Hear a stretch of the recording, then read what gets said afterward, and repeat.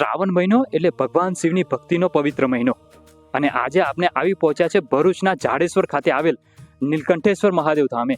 નર્મદા નદીના કિનારે વસેલા આ મંદિર ભક્તો માટે આસ્થાનું કેન્દ્ર છે અને ખાસ કરીને શ્રાવણ મહિનામાં અહીં ધાર્મિક કાર્યક્રમો અને ભક્તિનો માહોલ જોવા મળે છે.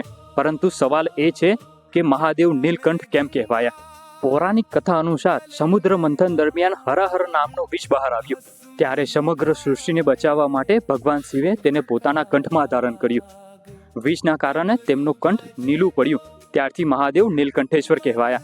આજે શ્રાવણ મહિનાનો 11મો દિવસ અને 11મા દિવસે આજે આપણે નીલકંઠેશ્વર મહાદેવના દર્શન કરીશું. तेरी शरण में आया हूँ, खाली हाथों लाया हूँ, जो भी मेरा सब तेरा, हे भोले मैं तेरा.